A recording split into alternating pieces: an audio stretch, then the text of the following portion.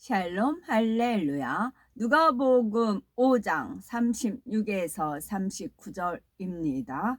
또 비유하여 이르시되 새 옷에서 한 조각을 찢어 낡은 옷에 붙이는 자가 없나니 만일 그렇게 하면 새 옷을 찢을 뿐이요 또 새 옷에서 찢은 조각이 낡은 것에 어울리지 아니하리라. 새 포도주를 낡은 가죽 부대에 넣는 자가 없나니 만일 그렇게 하면 새 포도주가 부대를 터뜨려 포도주가 쏟아지고 부대도 못쓰게 되리라. 새 포도주는 새 부대에 넣어야 할 것이니라.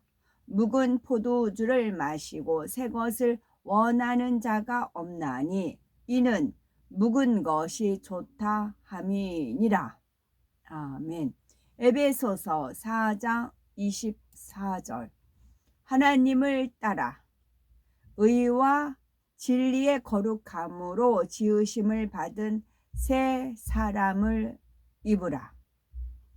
고린도후서 5장 17절. 그런즉 누구든지 그리스도 안에 있으면 새로운 피조물이라. 이전 것은 지나갔으니 보라 새 것이 되었도다. 아멘. 제목은 새 포도주는 새 부대에입니다. 새 포도주는 새 부대에 넣어야 한다는 것은 예수님께서 친히 말씀하신 내용으로 하나님을 믿지 않는 사람에게도 널리 알려진 말씀입니다. 그러나 영적인 뜻을 모른 채 단지 무엇인가 새로운 것을 추구한다는 의미로 사용하는 경우가 많지요. 우리는 이 말씀의 영적 의미를 살펴보고 예수 그리스도를 믿음으로 구원받는 것은 물론이요 마음의 할례를 통해서 새로운 피조물이 되어야 하겠습니다. 누가복음 5장 37절을 보면 예수님께서 새 포도주를 낡은 가죽 부대에 넣는 자가 없나니 만일 그렇게 하면 새 포도주가 부대를 터뜨려 포도주가 쏟아지고 부대도 버리게 되리라 말씀하십니다. 낡고 오래된 가죽은 신축성이 떨어지기 때문에 새 포도주를 넣으면 이산화탄소가 발생하여서 결국 터지고 맙니다. 하지만 새 부대는 신축성이 좋기 때문에 그럴 염려가 없지요. 예수님께서 이 비유를 통해서 무엇을 깨우쳐 주고자 하신 것일까요? 그 의미를 알기 위해서 먼저 새 포도주와 묵은 포도주가 무엇을 뜻하는지 살펴봅니다. 성경을 보면 예수님을 포도나무에 비유하셨지요. 요한복음 15장 1절에 예수님은 내가 참 포도나무요 라고 말씀하셨습니다.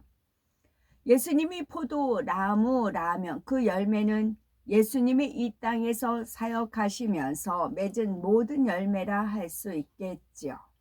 즉 기사와 표적을 통해서 하나님의 살아 계심을 나타내시고 천국 복음을 전파하시며 수많은 영혼을 구원하신 모든 일들이 곧 포도나무의 열매들입니다. 또한 포도즙은 포도 열매를 짜낸 액으로서 영적으로는 예수님의 보혈을 뜻하지요. 예수님은 이 땅에서 많은 열매를 내시고 마침내 십자가에 달려 보혈을 흘려 주심으로 인류에게 구원의 길을 열어주셨습니다. 죽을 수밖에 없는 죄인들을 위해서 생명을 주시는 사랑으로 구약의 율법을 완성하셨지요. 따라서 주님께서 사랑으로 율법을 완성하신 것이 신약이며 새 포도주라고 하는 것입니다. 묵은 포도주란 구약의 율법적인 삶의 방식을 의미합니다. 예수님께서 사랑으로 율법을 완성시키시기 전 율법의 메인 삶의 방식이지요. 히브리서 10장 1절에 율법은 장차 오는 좋은 일의 그림자요 참 형상이 아니므로 해마다 늘 드리는 바 같은 제사로는 나아오는 자들을 언제든지 온전케 할 수 없느니라 했습니다. 그래서 신약은 본체요, 구약은 신약의 그림자라고 합니다. 구약 시대에는 사람이 죄를 사함 받으려면 짐승을 잡아 그 피로 행위적인 제사를 드렸습니다.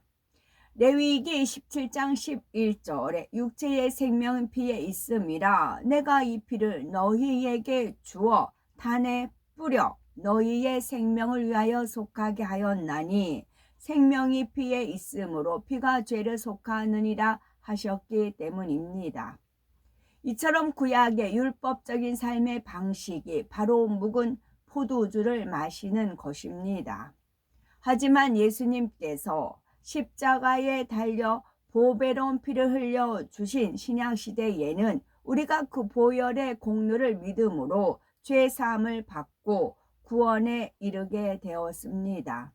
즉 새 포도주를 마심으로 구원받을 수 있는 것이지요. 그러면 구약의 묻은 포도주와 신약의 새 포도주의 차이를 예를 들어 보겠습니다. 마태복음 19장에 보면 예수님께서 남자와 여자가 한 몸을 이루었으니 하나님이 짝지어 주신 것을 사람이 나누지 못하리라 말씀하십니다. 이때 바리새인들은 하나님께서 율법을 통해 이혼을 허락하지 않으셨냐고 반문하시지요. 이에 예수님은 모세가 너희 마음의 완악함을 인하여 아내 내어 버림을 허락하였거니와 본래는 그렇지 아니하니라 하십니다. 하나님께서는 결혼한 남녀가 변함없이 사랑하며 행복하게 사는 것을 원하십니다. 그런데도 율법의 이혼을 규정하신 것은 인간의 변질되고 악한 마음 때문이었지요. 예를 들어서 아내가 음행한 사실을 남편이 알고 도저히 용서가 안 되고 괴로운 상황이라고 합시다. 이러한 상황에서는 함께 삶으로 인해서 더 불행해져서는 안 되겠기에 모세의 율법에는 이혼에도 가하다고 규정해 놓았죠. 따라서 묵은 포도주는 하나님의 근본 뜻인 사랑보다는 율법적인 틀에 매인 삶의 방식이라 할 수가 있습니다. 만일 남편이 아내의 허물을 용서하고 사랑으로 감싸 안았다면 새 포도주를 마신 것과 같습니다. 이것이 사랑으로 율법을 완성한 주님을 닮아가는 삶의 방식입니다. 묵은 포도주를 좋아하는 사람들 살펴봅니다. 누가복음 5장 39절에 묵은 포도주를 마시고 새 것을 원하는 자가 없나니 이는 묵은 것이 좋다 함이니라 말씀했습니다. 이 말씀의 의미는 무엇일까요?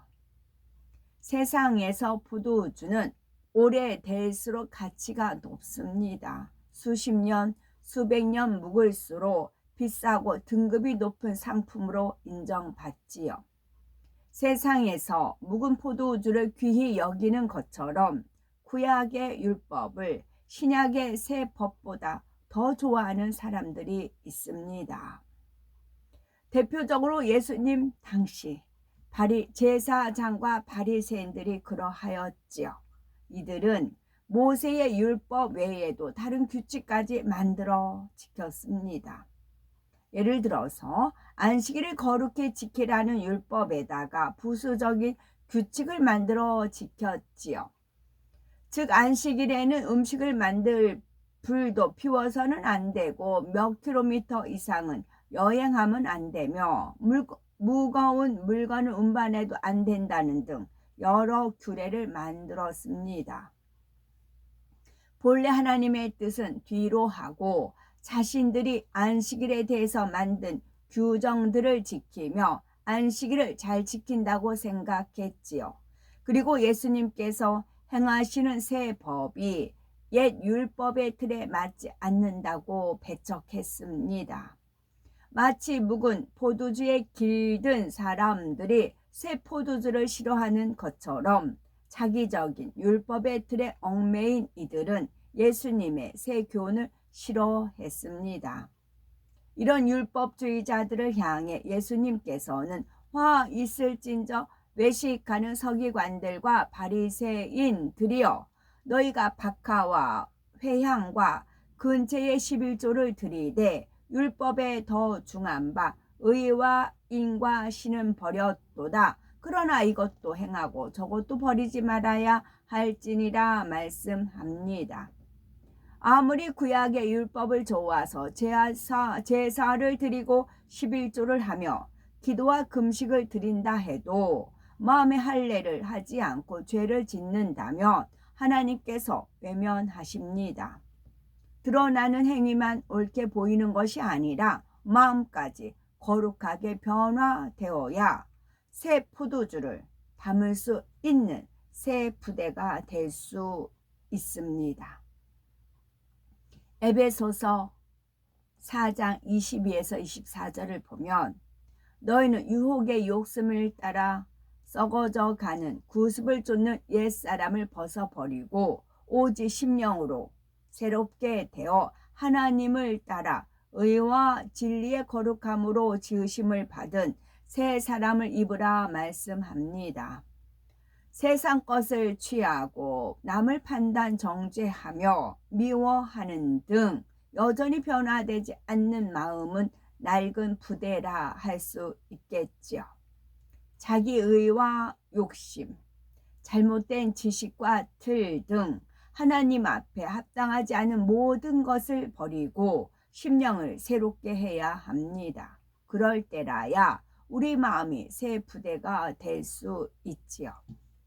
아무리 신앙생활을 오래 하고 말씀을 들어도 변화되지 않으면 바리새인들과 서기관들처럼 묵은 포도주를 고집합니다. 하나님의 뜻이 아닌 육신의 생각 속에 틀을 만들고 사랑보다는 율법에 매여서 판단 정죄하지요. 낡은 부대에 새 포도주를 담으면 부대가 터져서 포도주가 쏟아져 버릴 수밖에 없습니다. 자기 생각과 구습을 고집하면 하나님의 뜻대로 살지 못하고 결국 멸망의 길로 가고 말지요. 따라서 예수 그리스도를 믿고 구원받은 하나님의 자녀들은 모든 죄악을 신속히 벗고 새 부대에 새 포도주를 담아야 합니다. 진리와 선으로 마음을 변화시켜 사랑으로 율법을 완성하신 주님의 말씀에 순종해야 하나님의 참 자녀가 될 수 있지요. 우리는 말씀과 기도로 부지런히 내 자신의 마음을 변화시켜서 고린도 후서 5장 17절 말씀, 누구든지 그리스도 안에 있으면 새로운 피조물이라 말씀하신 대로 거룩한 하나님의 참 자녀가 되어야 되겠습니다. 물로 포도주를 만드신 예수님은 가나 혼인 잔치에서 물로 포도주를 만드셨습니다. 여기서 물은 말씀이 육신이 되어 이 땅에 오신 예수 그리스도의 몸을 뜻하며 포도주는 죄인을 구원한 예수님의 보혈을 의미합니다. 따라서 물을 포도주로 변화시켜 사람들에게 마시게 한 것은 곧 예수님께서 때가 되면 십자가에 달려서 보혈을 흘리실 것을 나타내며 이를 믿는 사람은 죄 용서를 받고 구원에 이를 것을 뜻합니다. 보혈, 예수님의 보혈, 예수님의 피 그러잖아요. 그러면 주차장 파킹할 때 그 어느 건물이든 가면 지하 같은데 피자를 영어로 크게 이렇게 써 있어요. 피. 그러면서 이제 그 주차장 어느 이렇게 지나가다가 피라고 써 있는 게 있었습니다. 그때 주님께서 피 그러시더라고요. 영어로 피지만 주님은 저게 예수님의 피, 보혈의 피.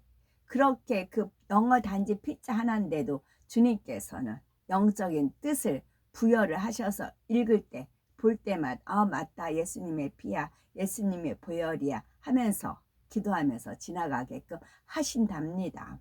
아멘.